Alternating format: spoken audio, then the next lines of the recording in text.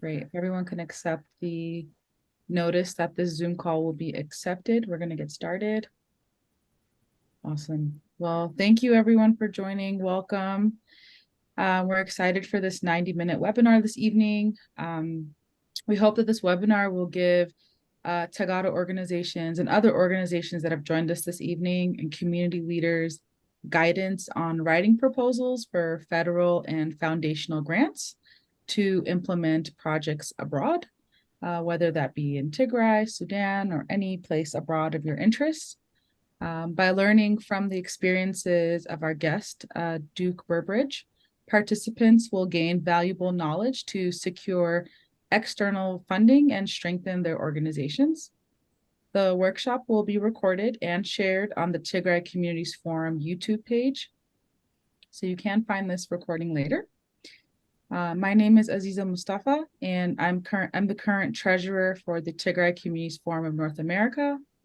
And I also serve as the chapter development coordinator and forum liaison with Tegaru Professionals Network, otherwise known as TPN. I will be tonight's moderator and welcoming our guest, Duke Burbridge. Thank you. Welcome. So please give a warm welcome to our guest speaker. I want to give a brief background about who Duke is. He was a senior research associate at the International Center for Religion and Diplomacy, the ICRD, for 15 years, where he provided research support for community-based peace-building programs in conflict-affected countries such as Pakistan, Yemen, and Colombia. During his time in peace-building, he wrote and co-wrote successful proposals for more than $50 million in funding from the US government, foreign governments, multilateral funders, and private foundations. Quite an accomplished resume. I want to thank all of our guests for joining today. And I wanted to go over some housekeeping rules for the webinar. I want to inform you that you can use the question feature to ask questions, and team members will review it to ensure it's addressed. When you do message us, please message the host only, because that's where we will see the questions. We will save your questions for the end. During this webinar, I hope that we can learn things to address some of the challenges in the Tegaru community. I can note for one experience that we have is working towards sustainability. I think this is a challenge for us. And so I'd like to highlight the importance of grant writing and fund diversification for Tegaru organizations. Securing external funding is the best next step for many organizations. And I hope that today's webinar is beneficial for all. So today is part of a 3-part series for grant writing. You can find part 1 and watch the recording from the first webinar with Meliti, where Meliti shared how to secure funding for local organization development within the United States and Canada.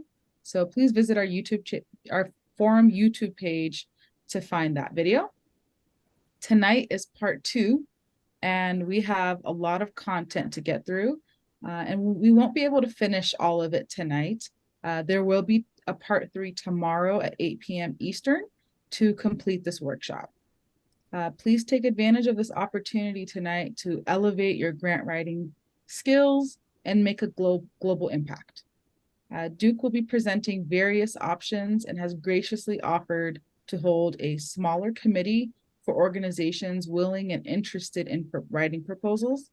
A Google form will be sent out at the end of this webinar. If you want to sign up, please complete this Google form to take actionable steps after we end tonight. We're here to encourage and uplift our community, and I hope it's a beneficial night for all. So with that being said, we've gone over all the house items. I'd like to pass the virtual mic to our guest, Duke Burbridge. Welcome, and thank you so much for sharing your time with us this evening. Well, thank you very much. And thank you everybody who is showing up, or anybody who's watching this later on in YouTube. This is something that I've wanted to do for a while, so I'm glad that I got the opportunity. I am going to share my screen which I just learned how to do about 5 minutes ago. So let's hope this works. All right.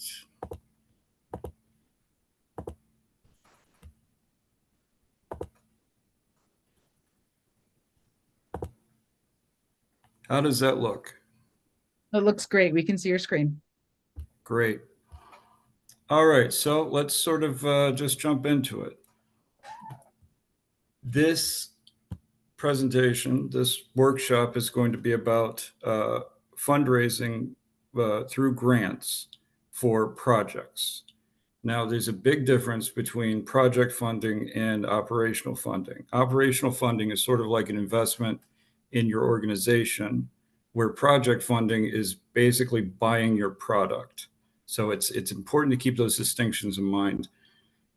Program funding or project funding does not produce a great deal of money for general operations. So you have to kind of balance that if you're winning proposals, if you're doing programs, you have to make sure that you're balancing out the general operating and the overhead and everything like that. So it can be a little tricky. A little background about me. My role, the reason I know about grants and grant seeking and grant writing is because I've had to fund any project that I've ever been a part of. We've had to raise our own funding. So this comes from 15 years of having to raise my own money for programs and projects. And sometimes I would do so for other organizations just on a contract basis. But most of the time it was for projects that we were implementing ourselves. The thing that I didn't do is stuff like the actual submission of the proposal or the actual registration of the organization, those very, very technical details, those sorts of things are always handled by somebody else. And I wanted to mention that those are very important things. You have to have somebody that you trust to do the actual submission, to upload the proposal into the portal if that's what they're using, or email it to the person that's going to be reviewing it. You have to make sure it's somebody you trust, because that can be a month of your life down the drain if they get it in late or they send it to the wrong place or something like that. Sometimes it's actually the president of the organization that actually submits the proposal because they don't trust anybody else to do it. So those are important caveats.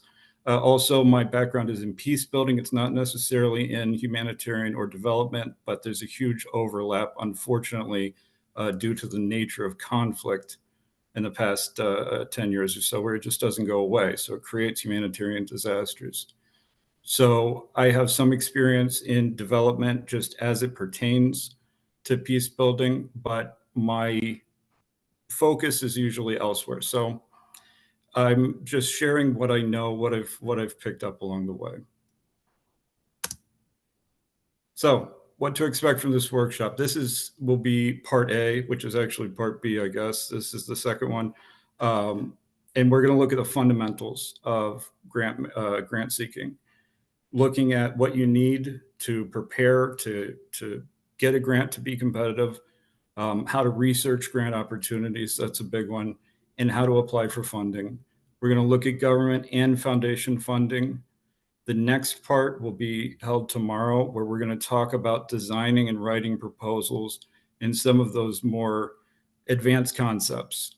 So there's a lot of organizations will have two different people that do each one of these jobs, but a lot of the smaller organizations just have one team that does both, and it's usually the program team. So this is, I wanted to break it up like this because this part today is a little bit technical. It's a little bit basic, but it's very important that you know both the content from both, because if you know how to submit a grant and you don't really know how to write a compelling one, then you're going to waste a lot of time. If you know how to write a compelling grant, but you don't know how to submit it, then you could waste a lot of time with a submission that doesn't go anywhere. So just jumping into it, there are two categories of funding, primary categories of funding. One of them is government funding. The other is foundation funding. There's some important distinctions here. On the government side of funding, the proposals that they request, some of the characteristics of the proposals and the formats and everything are fairly uniform, not completely.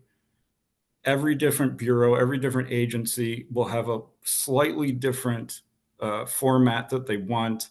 Some will be 10 pages and will have a logic model. Another will be, 8 pages, and it will be more focused on a traditional way of describing your proposal or your project. They vary a little bit, but not that much. Now, on the foundation side, you get the broad spectrum of every different type of requirement and funder. Some people want you to write a big proposal that's close to what a government proposal is. Others just want you to write 500 words in some online form that now is sometimes a more challenging job, because now you have to crunch the whole project into something that's going to be compelling in that short amount of space. But there's some generalities that you can talk about. The proposal process for government funding is usually a little bit harder. The grant sizes are usually larger, although that's changed a little bit. Foundations are doing, larger grants recently in the past couple of years. So that's not necessarily the case all the time. None of these are always the case, with the exception of the next one, which is the number of funders. On the government side, there's a handful of agencies and bureaus that give out money for international programs, just a handful. With the foundation, there's probably hundreds that do so. The key thing about that is, with the government grant making, if you get a grant from the government to do a project and you mess it up, that's going to be a huge hit against the reputation and your ability to get more grants. On the foundation side, if you screw up with the foundation, there's always 90 other foundations that you can go to. But so it's very important that if you get funding from a government funder, that you make sure that you do everything you're supposed to in the contracts and everything, and document it, because that's going to be a big asset for you moving forward. To be competitive is to show them how you did the last time they gave you money. The institutional capacity that you need to get a government grant is usually a lot higher. They ask for things that foundations don't ask for. Oftentimes they'll ask for an independent audit. A lot of times they want to see processes and just different structures, very formal structures for your organization. The first workshop or webinar that was put on for this had a pretty good description of the types of things that you need for your organization as far as its structure goes. So I would recommend referring back to that. The need for partners. Now, in government funding, they almost always want you to have local partners, at least a local partner, but preferably many local partners with a project. When it comes to foundations, they are less excited about local partners because the foundations might not know the local scene very well. So they might feel a little weird about, having local partners and everything. The M&E requirements, they're going to be higher requirements for the government. They have pretty sophisticated mechanisms for understanding impact, or understanding if your program did what it said it was going to do. I'd love for them to be more rigorous, but they have a pretty good structure there. Now, on the foundation side, there's a lot of foundations that just want you to tell them how your program went, some very basic monitoring just to make sure if they gave you $50,000 to do a workshop, that you did the workshop and you didn't just pocket the money. Sometimes you can get away with a picture with those guys. It's much different for the government. The reporting requirements for the government are much higher. They want to hear from you every 3 months. I'm sorry if anybody can hear that siren. Sorry, it went away. Okay, you can continue. No worries. We Yeah, understand. I'm in no danger, so don't worry. Great, great. So government, they want you to check in every 3 months, and they will look at what you said you were going to do, and they'll ask you, how did this workshop go, or how did that workshop go? You want to give a full report. Now, on the foundation side, like I said, they have a lot less stringent requirements for reporting. This all speaks to the institutional capacity, though, really, that you have to have. For a government grant, you really have to be ready to meet all of these requirements. For foundation grants, it's a little bit easier. So jumping into US government funding, I can break it down into 3 steps of the process. 1 is preparation, 2 is finding opportunities, 3 is proposal writing. We're going to talk about number 1 and number 2 today. Number 3, most of that we're going to talk about tomorrow. We're going to touch on it today, but we're going to really dive into it tomorrow. And these sub bullets I'm going to go into the presentation. So preparing for government funding, this is very important. There are some hard and fast requirements that you absolutely have to get a US government grant to be considered for one. You have to be registered, formally registered, either in the United States or the country of performance or wherever you're headquartered. You have to be registered in whatever formal process they have.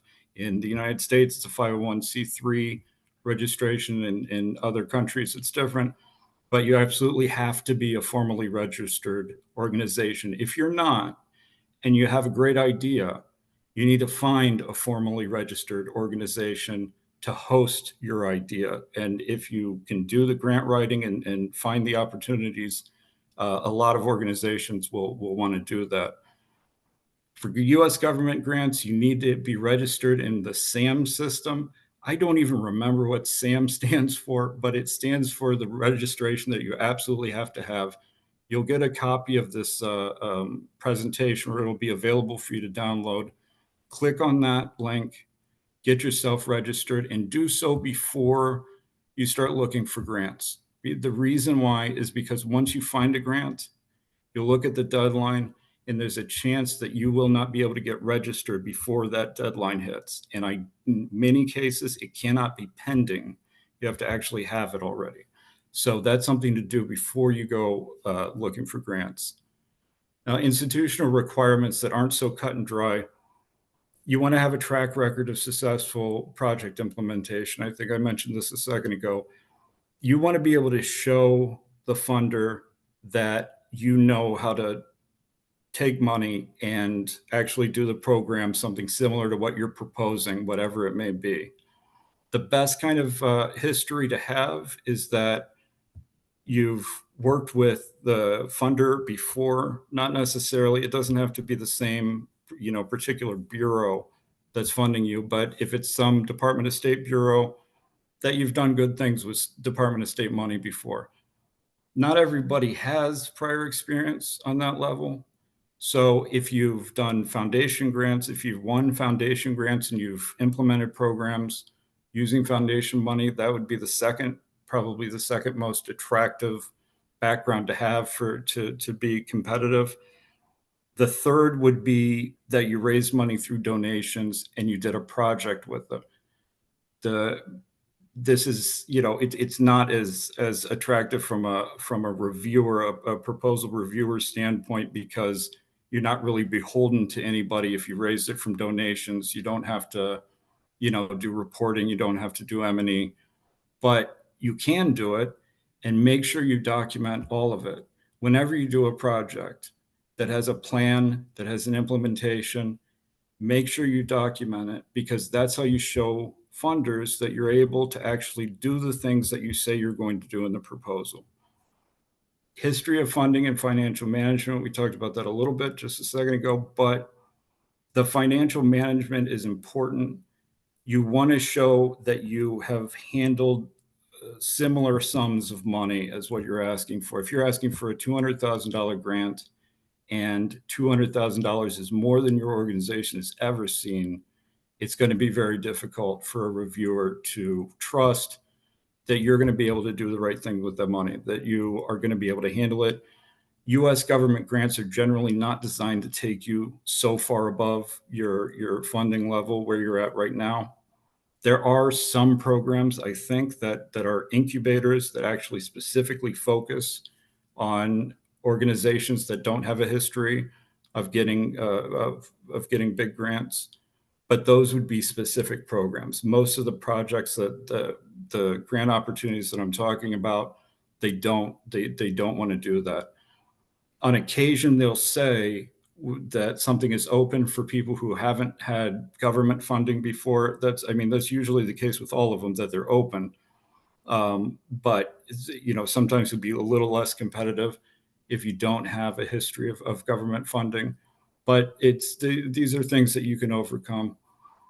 Qualified staff, contractors, or volunteers, whoever's working on the project, whoever's going to have a key role in whatever project that you're pitching to the funder, they have to be qualified. You have to be able to show how they're qualified, usually through past experience, but also maybe maybe they have a degree in the subject, maybe they've done something similar.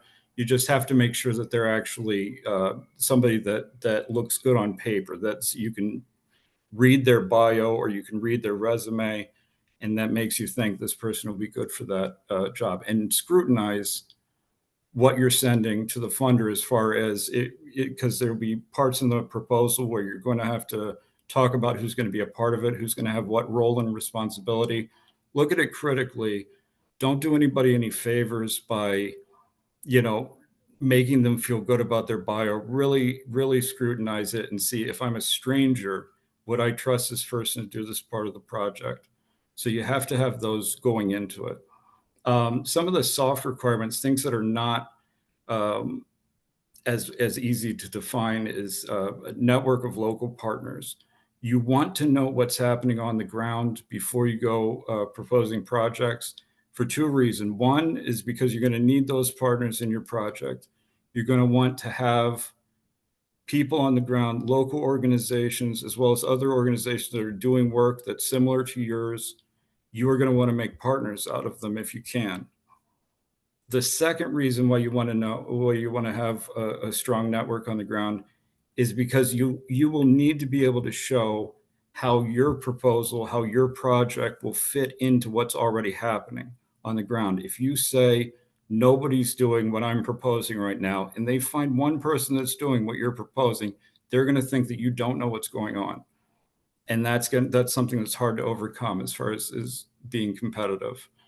But there's also the organizational capacity. I spoke about this a second ago in the first workshop that TPN did. Millette had a great overview of some of the things you need for your organization, as far as basic organizational capacity. So there's a lot of requirements that you have to actually pursue a grant.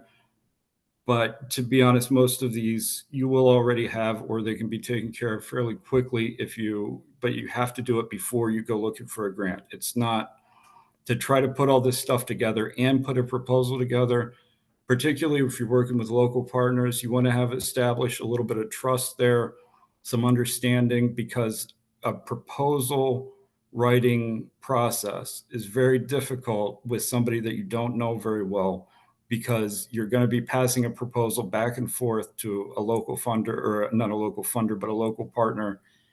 And you have to really know if they are going to be able to do what they say they're going to do, or if they're going to have problems with it that they're not telling you at the time. So it's a process.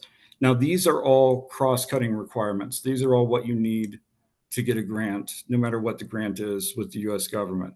Each opportunity that you find are going to have their own set of requirements, their own set of unique things that they need for that project. And some of them might be counterintuitive, but it's okay, because they will send you a huge notice of funding opportunity, or you'll have to download it, and it'll explain all of the details that you need. I'm just going to take a drink of water real quick. So if we look at the next one, finding grant opportunities from the U.S. government. This is the easy part. The reason why this workshop happened a little later than I anticipated is because they redesigned their entire website about a month ago. But there are some things that are still the same. What you do is you go to grants.gov, you click on the link that's on this presentation, you go to grants.gov, you go to search grants. That'll bring you to the screen that I've written all over right here. The default for the search will be forecasted and posted grants. Those are the grants that you can apply for right now. Those are the ones that are open right now that you can jump in and apply for. That's good for just finding out what's available right now. But if you don't see anything available, or if you want to do more research, this is also a good research tool to click on the closed and archived grants, because that's going to show you what the funding opportunities have happened for the past several years. A lot of times, if you see a opportunity that you wish you would have been able to apply for, a lot of times those happen every year, not necessarily on the same date, not necessarily usually around the same date, because it's in the same funding cycle. It's when they get money, but they happen every year. They may be slightly different opportunities. Like a lot of times they'll update the opportunity to reflect a little bit of new thinking, maybe new research on it, maybe new developments on the ground, but it'll usually be similar, if not identical, to what they put out last year. Where we are right now in the funding cycle, this is usually the very slow time for funding opportunities, at least with the U.S. government. But the funding for refugee projects should be coming out in a couple of weeks, and it might not, but if it doesn't, it'd be the first time in about 6 years that it doesn't. So you can assume that that's coming up. But if you look at those closed and archived grants and you look through those opportunities, you can see basically what your funders, your potential funders, are putting out there, what the type of projects that they have, that they're putting out there to be responded to. So it's a good way to build a little bit of knowledge base on the funders. So the key information, this screen is basically what you'll see on grants.gov. If you click on an opportunity, this is just one that I just pulled out at random. The key things to look at here are the deadlines, the size of opportunity, the number of projects funded. That deadline is a real deadline. If you try to put something in an hour after the deadline, it won't go through. You'll have wasted your time.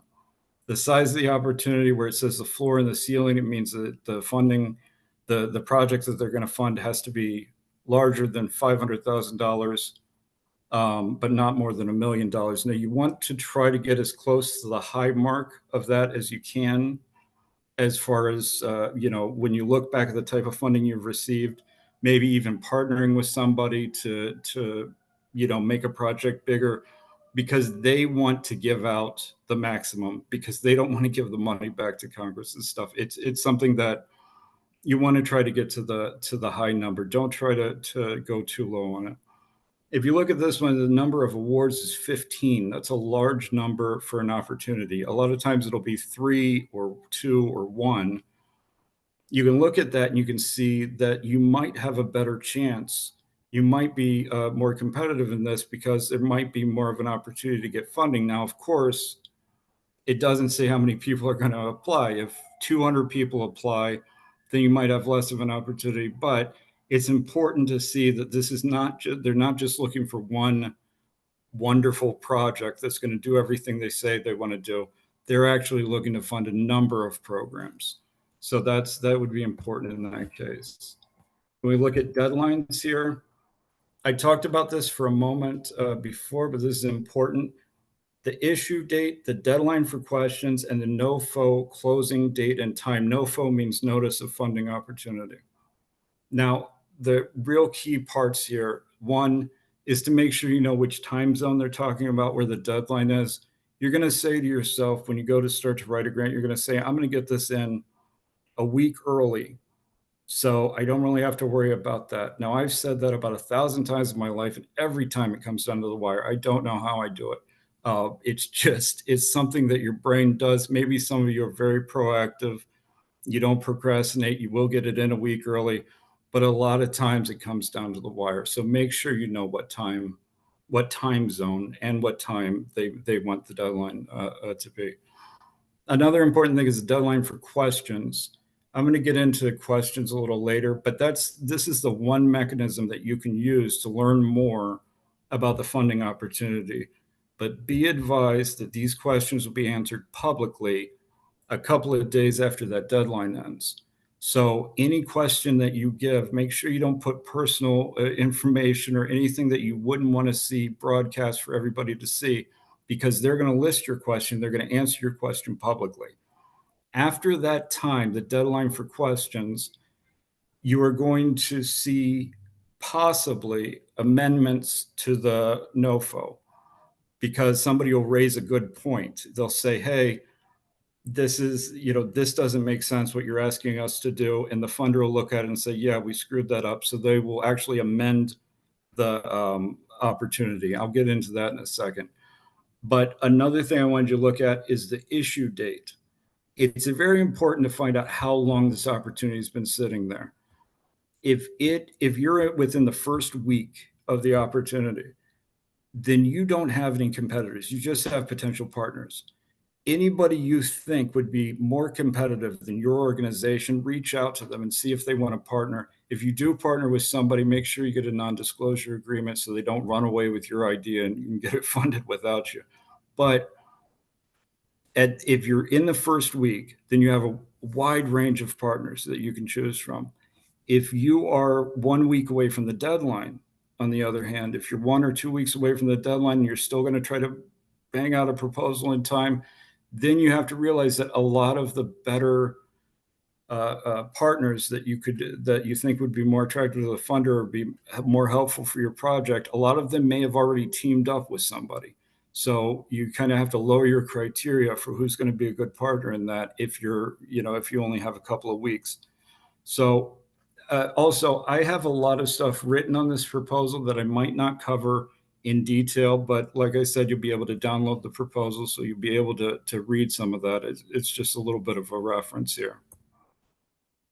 Eligibility, that's another one of those sort of thumbs up or thumbs down. You're either eligible or you're not, and it's very difficult to get around them.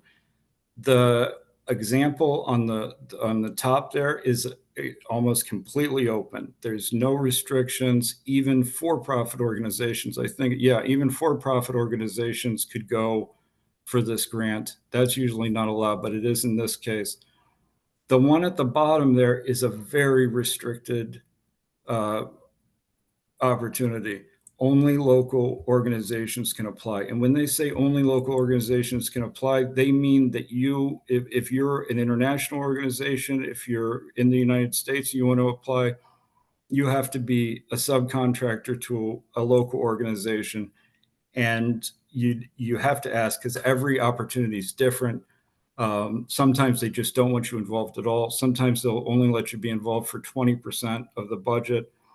It'll be, when they say local organizations, they really mean it when it comes down to the eligibility.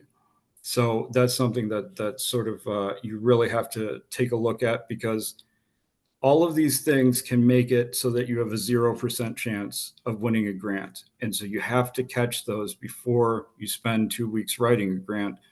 Anybody who's been in the nonprofit world for a long time will be able to tell you a time that they went out for a grant and then found out a little later than they would have liked that they have absolutely no eligibility to receive money. Evaluating opportunities. Now, this is a big thing because it takes a long time to write a grant or to write a proposal for the US government. These are 10 pages of narrative, abstract monitoring evaluation. They want you to describe the budget in detail. All of these things take a long time. And when I say 10 pages, usually about 15, 20 with addenda and everything. So this is a big time commitment. Now, you've also pulled in a lot of partners and you've gotten people's hopes up and everything. So it is a long process. So you want to make sure that you are going after the right opportunities, that you're managing your time well. And there's really 3 questions that you want to ask yourself. One is how much funding is available. Of course, for a $1 million grant, you might take a shot that you wouldn't take for a $20,000 grant, of course. The fit, how well does it align with your capacity and vision? Like, are they offering you an opportunity to pay for the direction that you wanted your organization to go in the first place? If you're saying, I have an education organization, we focus on education, but I'd like to move more into, students with disabilities. and this opportunity would take you in that direction, that makes it more attractive. That's something you might want to go for. But if it takes you, if you are an education organization and that's not really your thing, you do have to keep that in mind, that this is going to be maybe the next 2 years of your life. And if it's a government grant, it's probably going to be a couple $100,000, which might be a main focus for your organization. So do you want to spend the next 2, 3 years doing whatever the opportunity is? It's something to consider. Also, the competitiveness of your organization. If you really feel like this is lined up for your organization, then that should be something that you go after every time. I've written a lot of grants. I've had a number of them be successful, a lot of proposals, a number of them have been successful, some of them haven't. When I look at a grant opportunity, my maximum sort of optimism is probably 15 or 20% chance of winning it. I don't look at any opportunity think I have a 50% chance or a 75% chance. I'm just not that optimistic. But if it's something like a $1 million grant and you feel like you have a 15% or a 20% chance, and you got to realize that that means that if you write 5 of them, you are estimating that you'll win one. So that sometimes that's enough of a value for you to go after and try to get. So it's important to keep all of these things in mind, because if you start going for government funding or foundation funding, you're going to be writing a lot of grants or a lot of proposals that you're not going to get funded, that they're going to say no to. That has to be okay. This is also an opportunity when you write out a project or when you write out a proposal. It's an opportunity for you to see what it would be like to work with partners, to see where their mind's at. It's an opportunity to get experience of presenting your project in a way that makes sense, hopefully. So there is value to losing a proposal, but that's something that it does take a long time, and there's a lot of other things you could be doing with your time than writing proposals. So you want to scrutinize every opportunity. I just wanted to put this in the presentation. I'm not going to go through all of these too much. The ones in bold here, when I'm looking at the key government funders for Tegaru, the ones in bold, I think are the ones that would offer the best opportunity. I'm not entirely sure, because this is based on future opportunities, but each one of these are funders that you want to keep in mind, or you want to look at when you're looking at grants.gov. These I've worked with many of these. Some of them are easier to work with, some of them are more difficult, but most of these follow a pretty standard proposal format, that once you've done one, you get a little bit of experience. The next one's going to be easier and it's going to take you less time. So it's good to get practice. It's good to go out for grants, even if you miss them. Also, you're sort of introducing yourself to the funders. So it's good to get in there and start writing grants. And these are the ones that I would focus on. Engagement with U.S. government funders. This is a tricky thing because there are rules about this. Once they've issued a notice of funding opportunity, you can't just call them up and have a private conversation about it. They are not supposed to talk to you about it at all. Those, like I said before with the questions, you submit questions through their formal channel, which will be on the NOFO if you decide to go for it. It'll be on the notice of funding opportunity. You could submit those. Those are answered publicly, but definitely ask questions if you have a question about the opportunity. Because, like, once again, if you can find yourself in a position where you have a 0% chance of winning if you don't understand the proposal. So ask questions if you have to, but if, once again, it's public, make sure you don't put any information that you wouldn't want to see out there in public. It's anonymous though. It's public, but they don't put your name to it. But a lot of times if the information in the question makes it pretty easy to know who submitted it. So that's something to keep in mind. There's other types of engagement that I put here. Unsolicited engagement, that's when they don't have a funding opportunity available at the moment, you can go and talk to their offices at any of those bureaus that I just listed. You can find a reason to get in front of them, to talk to them about your organization, to talk to them about a project or a direction that you want to go. You can just say, I want to let you guys know what we're doing in this space. It's always good if you bring up like a proposal or an opportunity that you've seen in the past and say, hey, we're doing something similar to that. I wanted to tell you about it. Usually they'll take that meeting.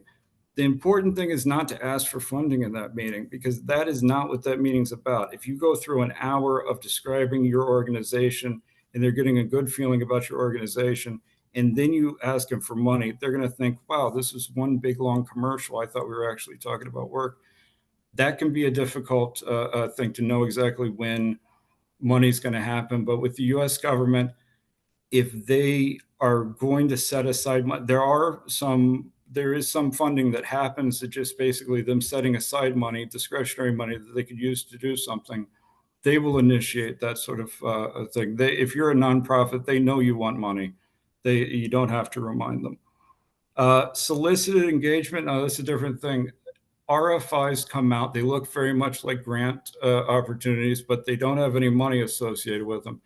What they're asking you for is a concept note usually, or they will have a number of questions they want you to answer. These questions will be like, what do you think are let's stick with the education theme.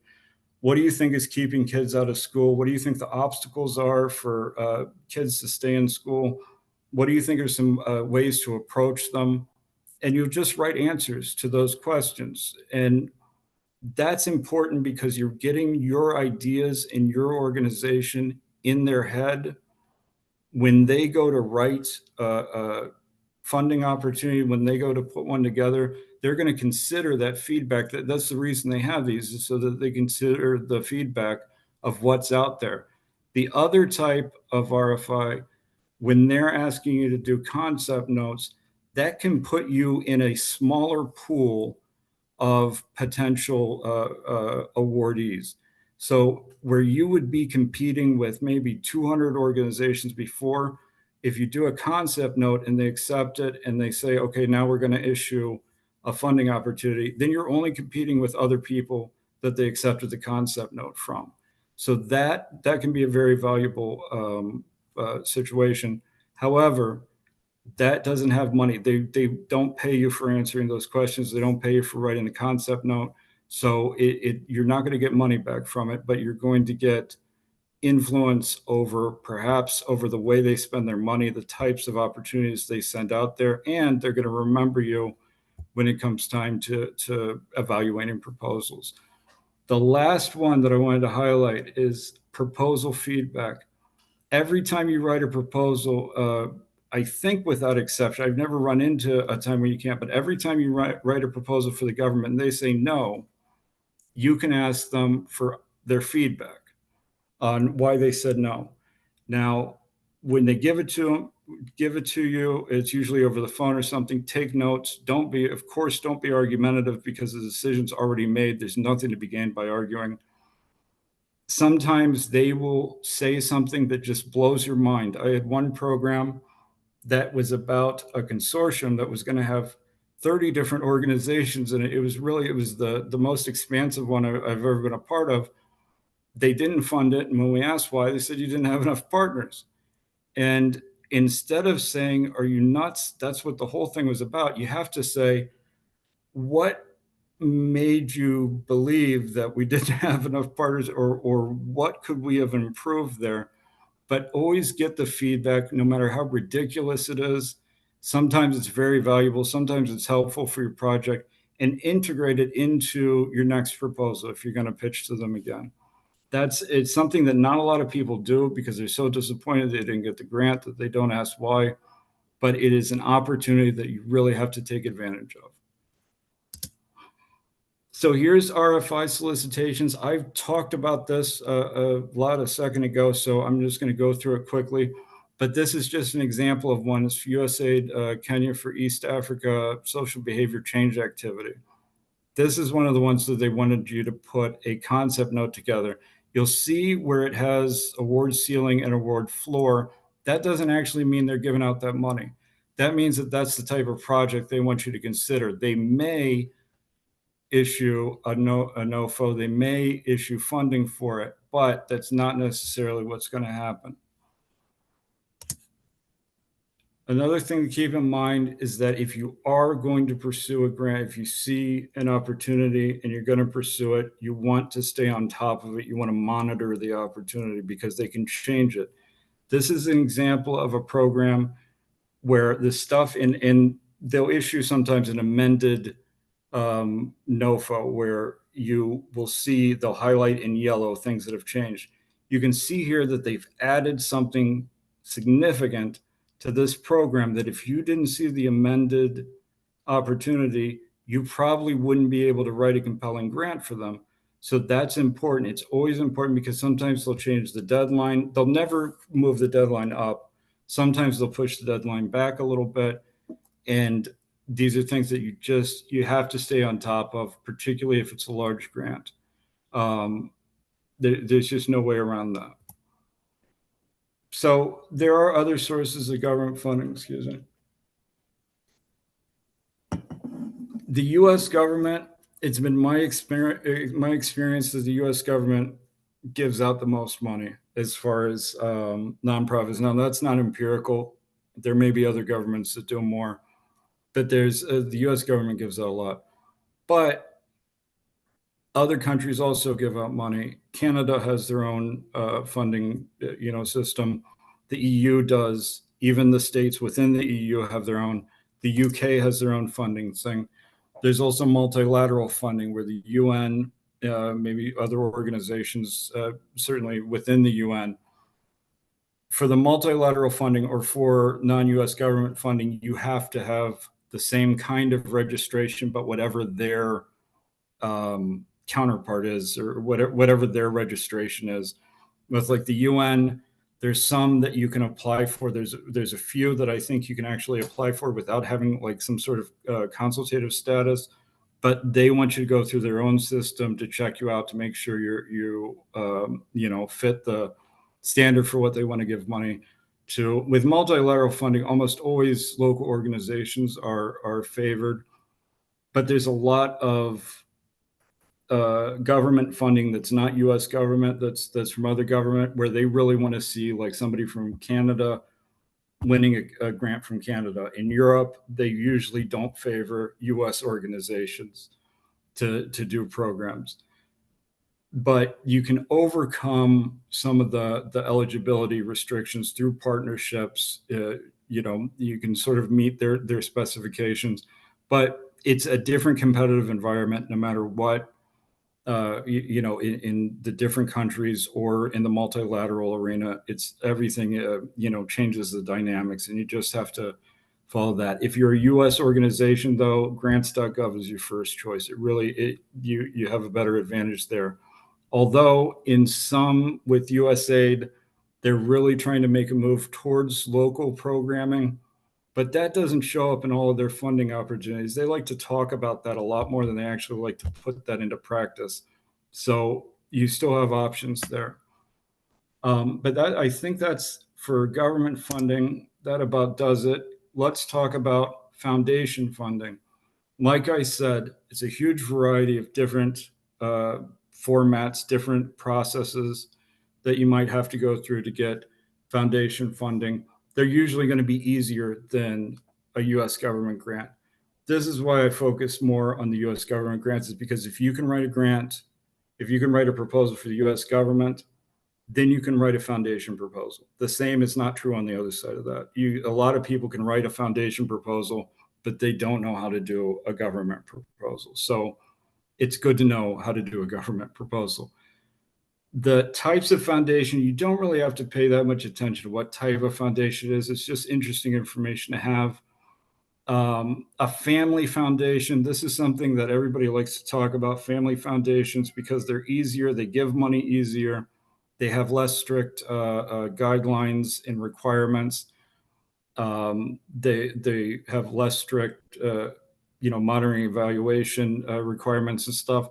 They're usually considered easy to work for. Now that on a case by case basis, that might be different. Like the Bill and Melinda Gates. I guess it would also be a family foundation. I'm not sure if that would actually count, but they have they have some fairly rigorous reporting requirements or M&E requirements, but others don't.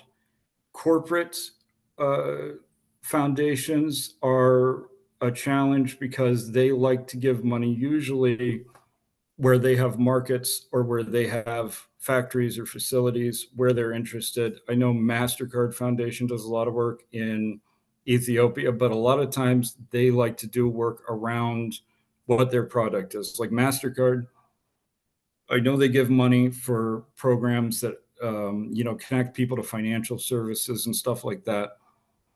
There are other organizations, there are other foundations that are attached to corporations that really they like to fund programs in a place where they have a factory or in a place where they're really trying to do business. Now, the one thing with corporate foundations that I've found is that they get far too friendly with local governments, sometimes for my taste. And in the context of Ethiopia, that could be detrimental to a Tigrayan organization serving Tigray to get funding. But who knows what the future will hold in that. Religious foundations, you don't necessarily have to be in the religion that is giving the money away. There might be some that have that restriction, but they're very few. So you don't feel like you can't apply to something from the Seventh Day Adventist because you're not a Seventh Day Adventist. It's okay. The thematic foundations are interesting because they focus on specific problems or specific solutions, and a lot of times they will have good opportunities for wherever you're trying to do work in if what you do aligns with what their theme is. These are the ones that will probably have. Bill and Melinda Gates is actually an interesting foundation because it probably goes to that it goes to the thematic a little bit more because they have certain things that they're focused in. I know they're focused in like global health, so they're someone to look at if you're trying to get funding for a program in Ethiopia that has to do with public health. They would be a good opportunity. Quasi-governmental organizations or something like the USIP, where they're funded by the government, but they're not necessarily within the government control. So I don't know how many grants USIP does nowadays. They used to do a lot more than they do now. Their funding has been cut by different Congresses, but they focus on peace building and sometimes some kinds of development works, but they're quasi-governmental. They have to report to Congress what they do with their money, so they can be a little bit more strict. Now, the process, the grant seeking process for foundations goes a little different than the government process. You want to find funders, you engage with them. That's always a part of it with foundations, usually, is that you want to send an email, you want to talk to them if you can about an opportunity. With the government, they just put it up on the website and you propose a project. Almost every foundation has a letter of inquiry process that they want you to write a 2 or 3 page paper letter. I mean, really to start it like a letter to whom it may concern, where you describe your proposal, you describe your project, you describe your organization. They'll give you specifics. Everyone, any organization or foundation that gives out money, they'll have a list of things that they want to see in the letter of inquiry or in a proposal. So, but normally speaking, foundations want to know a lot more about the organization that they're giving money to, because a lot of times they'll recognize that they're not experts in what they're trying to fund. They're hoping that you're experts in it. And they may not know as much on the ground as certainly as your organization might know. On the government side, they do think they're experts, whether they are or not. So they have a pretty sophisticated way of reviewing organizations, reviewing proposals. And so they want to know a lot more about the project that you have in mind. Usually, this is just generally speaking, it's not always the case. But generally speaking, a government wants to know more about the project. A foundation wants to know more about the organization. It's just sort of a rule there.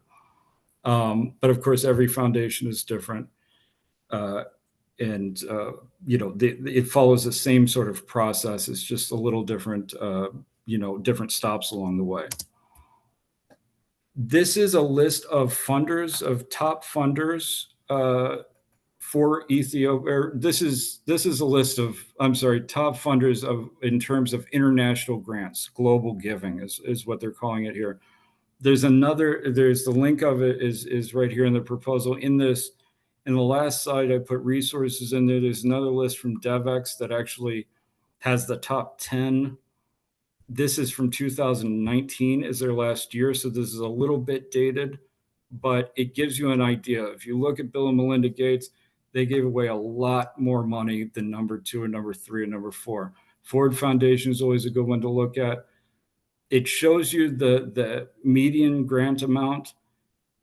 That from Bill and Melinda Gates Foundation, I believe that's gone up since then. I'm not exactly sure. Foundation to Promote Open Societies, that's George Soros.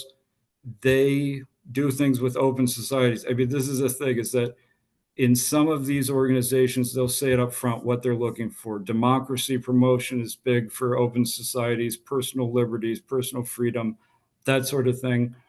That's some place to look at there. Bill and Melinda Gates, of course, they do health. They do a number of other things. I'm not, entirely familiar with all of their programs that are ongoing right now, but you'll be able to look at these at the websites for these foundations. There'll be a lot of foundations that don't have a strong internet presence. That's by design. That's because they give away free money and they don't want it to be as easy to find them. In a lot of cases, they want to find you. They will not accept unsolicited proposals. I'll get into that in a second. But so it's very, it's a huge variety, a huge spectrum of different foundations that you can get money from when you're looking at individual or international grants. So how to find funding from foundations? There's 2 ways to go about it in my experience. Option A is you get something like the Foundation Center directory, or there are other directories. I think DevEx has their own directory, and you pay for access, and they give you a directory of foundations and where they give money to. It's not like grants.gov, I don't believe, where they're throwing up opportunities for you to go after and link to. I'm sure that they have some system where they're showing those, but they're really giving you a directory of the different foundations and what their requirements are, whether they accept unsolicited proposals. That's what you would be, is an unsolicited proposal, unless you form some sort of relationship, or unless they come to you, it would be an unsolicited proposal. That's the easy way to do it. It costs a little bit of money. Option B is how I've usually found funding, which is you look on the internet for a project that looks a lot like yours, whether it's in Tigray, whether it's in Ethiopia, whether the similarity is geographic, or whether the similarity is thematic. If you have an education project or a health project, and you see organization, if you see a project that looks like yours, an organization that's doing work in that space, find out who funded it. Sometimes the donor is obvious. This is from a Google search, this image here. I just typed in Bolivia vocational program. The first thing that came up was a funder bragging about a technical training program they did in Bolivia. The funder was Swiss Contact. You can get information right off the internet about who's funding it. Sometimes they try to hide it a little bit, or they don't come out and say it. Find the organization that's actually putting on the project, look through their newsletters, look through their news releases, because a lot of times they'll have to make some public acknowledgement of the person that's funding it. So find something that looks like what you're trying to do, find out who's funding it, then go to the 990 finder. You have a link here on the presentation. Go to the 990 finder. This is the tax filing that every foundation has to do, and they have to list who they give money to, and they have to list the type of project, and they have to list their priorities. They have to list their board, check their board, see if you know anybody from their board, if you know anybody that knows anybody from their board. check their restrictions. A lot of these things are going to be right on the 990, and that's free to use. You can look at past projects. This is another thing. You find out if the funder is still funding projects like the one you saw, like the one that looks like yours in the area that you're trying to do it. You contact them directly for that. If they are funding those types of projects, if they take unsolicited proposals, then you're good to go. You can apply for a grant, provided that you're within the deadline that they say. But usually with the foundation, it's a rolling deadline, or they have 4 deadlines a year. So you know that every 3 months you're going to have an opportunity to pitch them something. You might strike out on the first time. They might reject the first one, but you can keep pitching again and again. You can refine your proposal, and a lot of times you can eventually get them to say yes. So I just want to go over real quick letters of inquiry and proposals. I sort of talked about the letter of inquiry, usually about 2 pages, describe the project and the style that they want you to describe it in, and your organization. Now, the proposal, of course, we talked about this before. Sometimes it can be very, very limited, and that can be very difficult if you only have a small amount of space to talk to them about what your project's going to be and who it's going to help and everything. There's a lot of foundations that really crunch you because they don't want to read a long proposal. They just want to read these specific points that they want to know about. So it can really challenge you to make sure that you're writing something that is what they want to read rather than what you want to tell them about your project. You want to make sure you connect your project to their priorities, to what they say they're after. That's going to be very important. A lot of times we have like sort of the inclination to describe what we think is special or wonderful about our organization or about our project. It's not always going to be persuasive to somebody reading it. So you have to make sure that you're writing something that's really for the reader. And like I said, if you've written a government proposal, you have most of the content you need for a foundation. You can strip it right out of the government proposal and put it in a foundation, but you have to adapt it to the style that the foundation wants. But the content should be there. It should be easy to adapt. People talk about whenever there's a grant that you really like, and you really like the proposal, you like the project, and you really think you should have won it and you don't. A lot of times people say, well, we'll take that and we'll shop it around to other people. That usually doesn't work very well because other people have their own unique specifications of how they want to see a proposal that are so restrictive that it's going to change the way you present it, is going to fundamentally change the way you write it. So you never want to take a proposal that lost and just take the whole thing and just send it to somebody else. But you can take content from it and put it in other proposals, and that really cuts down the amount of time that you're spending putting proposals together. So this is something that we're going to talk about tomorrow. It's interesting because I have no idea where I am on time. But we're going to go through all of this stuff tomorrow. But just to lay it out a little bit, what we're going to be talking about is good practices in project design and project research, and how to structure your proposal. Really, when you're talking about a proposal, you're talking about a new project. It's usually not presenting your old program as something that you want them to fund. It's coming up with a brand new project that's going to speak to exactly what they're looking for. And that takes a little bit of skill to know how to adapt your capabilities and what you have, your assets, to make a solution to the problem that they're stating in a grant opportunity, or whether it be from the government or a foundation. So we're going to go through all of these things tomorrow, but I just wanted to put them up there for you. I think at this point, and here's some resources. Don't worry about writing these down because you'll have access to this presentation after today. But these are just some of the things that I've mentioned so far.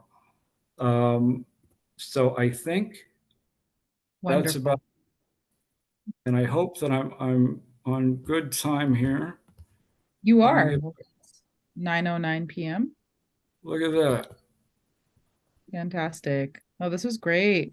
Thank you so much. This was super informative. I'm excited for part three tomorrow. I think that's where people really want to know what a successful grant application looks like. But tonight, we really focused on two different types of funding mechanisms from the US government and foundations.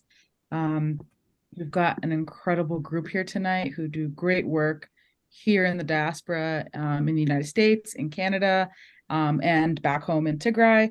So we thank you all for joining tonight. Let's see if we got some Q&A. Let me just check.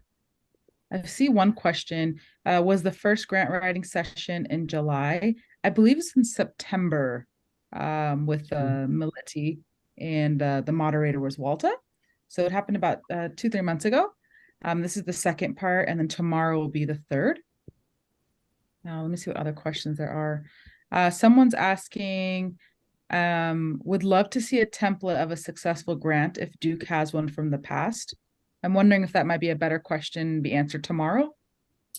Actually, I am trying to put one together that I'm gonna have that somebody can download. What I'm doing is I'm stripping out all of the, because I, of course, I can't share anything that anybody's proposed with their names on it or anything like that. So I really have to strip out any identifying stuff. So I'm working on one. Hopefully, we'll be able to get it to you, to get it to be available for download. But yeah. So we'll give it a shot. We're gonna try. Okay, so we will hopefully get that question Yeah, answered. if I don't have it available by tomorrow, I'll have it available within a week or so. So it might Okay. take a little extra time, but I have one lined up for it. Okay, that's great. And everyone that's listening in, if you can please put your email address in the chat, that'll help us stay connected and send you all this valuable information. Let me see if there's other questions. What did NOFO stand for? Sorry, I should have explained it a little bit more. That's the Notice of Funding Opportunity. They used to be called RFPs, but somebody wanted to make it sound more ridiculous, so they call it a NOFO now. And yeah, that's what they named it. So Okay. it is. NOFO. This stands as Yeah. an acronym, Notice of Funding Opportunity. Yes, it is. Okay. Let's see what other questions we have. We have another question.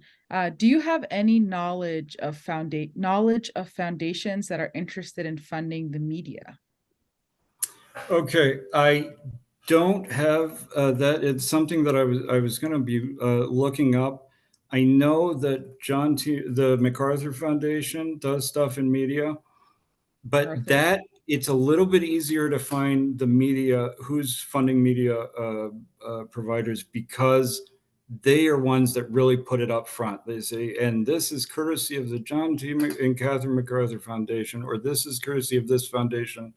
They will advertise that they got money from these foundations. You want to look at, seriously, you want to look at NPR, you want to look at PBS. You also want to look at international media organizations and that are doing work right now. They are very good about listing their funders. Other development grants are they're less forward about who their funders are.